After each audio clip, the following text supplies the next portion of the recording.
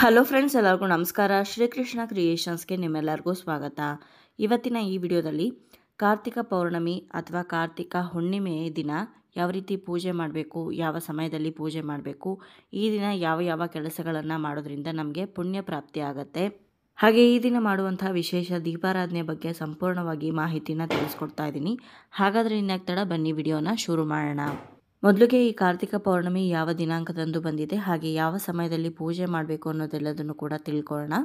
ನೋಡಿ, ಕಾರ್ತಿಕ ಹುಣ್ಣಿಮೆ ಈ ವರ್ಷ ಅಂದರೆ 2024ನೇ ಇಸ್ವಿಯಲ್ಲಿ ನವೆಂಬರ್ 15ನೇ ತಾರೀಕು ಶುಕ್ರವಾರದ ದಿನ ಬಂದಿದೆ. ನಾವು ಹುಣ್ಣಿಮೆ ತಿಥಿ ಯಾವಾಗ ಆರಂಭವಾಗಿ ಯಾವಾಗ ಅಂತ್ಯವಾಗುತ್ತೆ ಅಂತ ಕೇಳೋದಾದರೆ, ಹುಣ್ಣಿಮೆ ತಿಥಿ ಆರಂಭವಾಗುವಂಥದ್ದು ನವೆಂಬರ್ 15ನೇ ತಾರೀಕು ಬೆಳಗ್ಗೆ 6:19 ಆರಂಭವಾಗಿ ನವೆಂಬರ್ 16ನೇ ತಾರೀಕು ಬೆಳಗಿನ ಜಾವ 2:58 ಅಂತ್ಯವಾಗುತ್ತೆ. ಸಂಪೂರ್ಣವಾಗಿರುವಂತಹ ಹುಣ್ಣಿಮೆ ತಿಥಿ ನಮಗೆ ನವೆಂಬರ್ 15ನೇ ತಾರೀಕು ಶುಕ್ರವಾರ ದಿನ ಇರೋದ್ರಿಂದ ಹುಣ್ಣಿಮೆ ಪೂಜೆಯನ್ನು ಕೂಡ ನಾವು ಅವತ್ತಿನ ದಿನವೇ ಆಚರಣೆ ಮಾಡಬೇಕು. ಇನ್ನು ಕಾರ್ತಿಕ ಪೌರ್ಣಮಿ ದಿವಸ ಶಿವನ ಆರಾಧನೆಗೆ ತುಂಬ ಸೂಕ್ತವಾದಂತಹ ಹಾಗೆ ಶ್ರೇಷ್ಠವಾದಂತಹ ದಿನ ಅಂತ ಹೇಳ್ಬೋದು.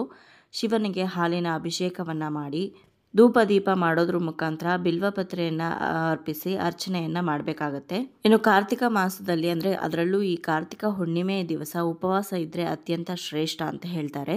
ಉಪವಾಸವಿದ್ದು ದೇವಸ್ಥಾನಕ್ಕೆ ಹೋಗಿ ದೇವಸ್ಥಾನದಲ್ಲಿ 365 ಬತ್ತಿಗಳನ್ನು ಹಾಕಿ ದೀಪ ಹಚ್ಚೋದು ಕೂಡ ಬಹಳನೇ ವಿಶೇಷ ಅಂತ ಹೇಳ್ಬೋದು.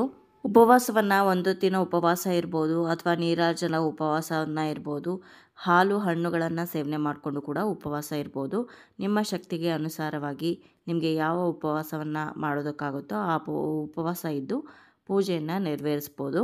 ಇನ್ನು ಈ ಕಾರ್ತಿಕ ಹುಣ್ಣಿಮೆಯನ್ನು ದೇವ ದೀಪಾವಳಿ ಅಥವಾ ಕಿರು ದೀಪಾವಳಿ ಅಂತಲೂ ಕೂಡ ಕರೆಯಲಾಗುತ್ತೆ. ದೇವಾನುದೇವತೆಗಳು ದೀಪಾವಳಿ ಆಚರಿಸುವಂತಹ ಒಂದು ಹಬ್ಬ ಇದು.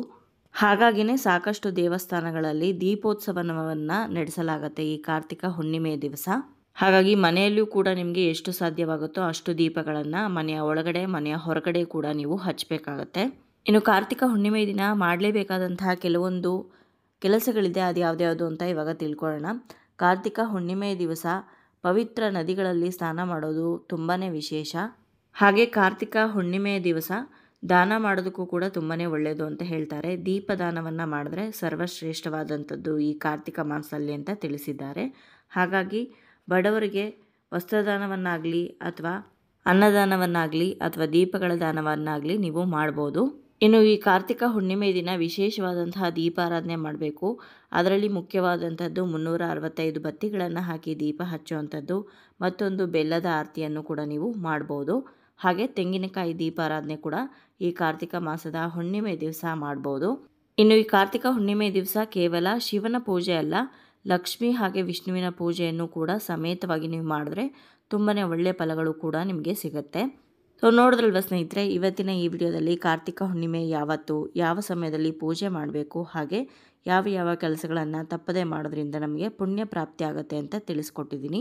ಇವತ್ತಿನ ಈ ವಿಡಿಯೋ ನಿಮ್ಮೆಲ್ಲರಿಗೂ ಇಷ್ಟ ಆಗಿರ್ಬೋದು ಅಂತ ಭಾವಿಸ್ತೀನಿ. ಇಷ್ಟ ಆಗಿದ್ರೆ ಲೈಕ್ ಮಾಡಿ, ಬೇರೆಯವ್ರಿಗೂ ಕೂಡ ವಿಡಿಯೋನ ಶೇರ್ ಮಾಡಿ, ಹಾಗೆ ನಿಮ್ಮ ಅನಿಸಿಕೆ ಅಭಿಪ್ರಾಯವನ್ನು ಖಂಡಿತವಾಗ್ಲೂ ಕಮೆಂಟ್ ಮುಖಾಂತರ ತಿಳಿಸಿ. ಮತ್ತೊಂದು ಉಪಯುಕ್ತ ಪೂಜಾ ಮಾಹಿತಿಯೊಂದಿಗೆ ನಿಮ್ಮನ್ನ ಮತ್ತೆ ಭೇಟಿ ಆಗ್ತೀನಿ. ಅಲ್ಲಿಯವರೆಗೂ ಧನ್ಯವಾದಗಳು. ಲೋಕ ಸಮಸ್ತ ಸುಖಿನೋ ಭವಂತು.